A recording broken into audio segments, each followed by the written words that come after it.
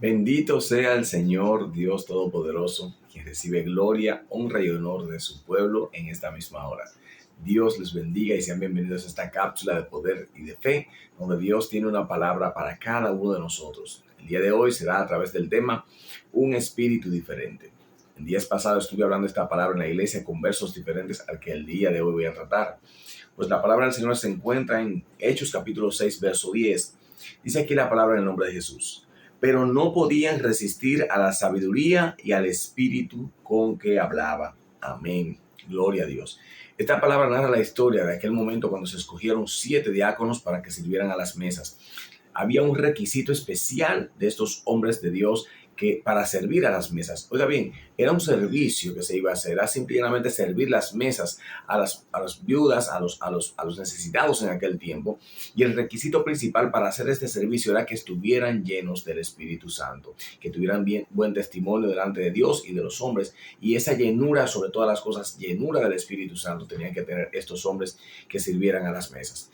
Dice la palabra que escogieron allí a 7 personas y dentro de ellos se encontraba Esteban, el cual es conocido como el primer mártir de la iglesia. Este hombre de Dios lleno del Espíritu Santo no solamente servía a las mesas, sino que también predicaba. Y predicaba con señales, con prodigios, maravillas, y le acompañaban a la palabra que él predicaba. Dice que aún sacerdotes que estaban allí se convertían al cristianismo, se sujetaban a la palabra de Esteban.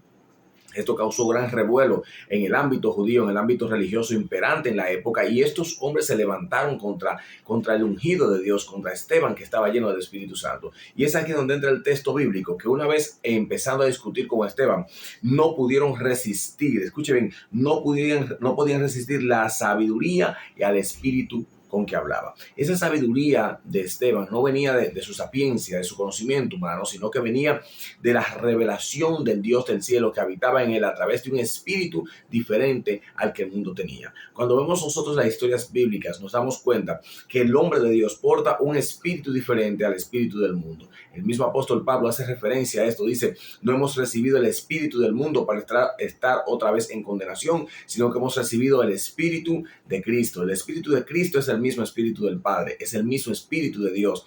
Y se habla de ese espíritu como un espíritu diferente. ¿Diferente a qué? Diferente a lo común, diferente al mundo, diferente a lo corrompido, diferente a lo pecaminoso. Cuando vemos, por ejemplo, la historia de Josué y Caleb, ellos entraron a la tierra prometida porque ellos tenían un espíritu diferente al espíritu de murmuración que habitaba en el pueblo de Israel.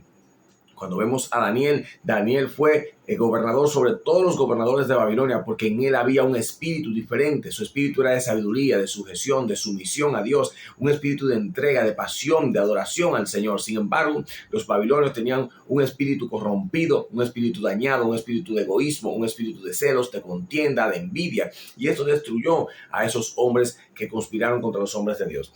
Ciertamente que este pueblo que conspiró y que mató a Esteban no quedó sin castigo, porque la gente que hace maldad, si no se arrepiente, no quedará sin castigo. Tenemos que entender que Dios está buscando en este tiempo un pueblo con un espíritu diferente, un pueblo lleno del Espíritu Santo, un pueblo que no se dejen avasallar por el mundo y arropar por el mundo y entretener por el mundo, sino un pueblo que presente batalla en el mundo espiritual y que le diga al mundo: mundo, tú no vas a entrar a la iglesia, tú no vas a entrar al cuerpo de Cristo, porque se supone que estamos muertos al mundo para vivir una vida para el Señor Jesucristo. Y esto solamente es posible cuando tenemos un espíritu diferente. Dios quiere que su iglesia tenga un espíritu diferente al espíritu del mundo, un espíritu diferente a ese que se manifiesta en las obras de la carne, la cual usted puede leer en Gálatas capítulo 5, verso 18 en adelante. Allí podrá ver esas obras de la carne y podrá ver el fruto que produce el Espíritu Santo en nosotros cuando somos creyentes genuinos. Es necesario que entiendas esta palabra y que a partir de hoy te comprometas en tener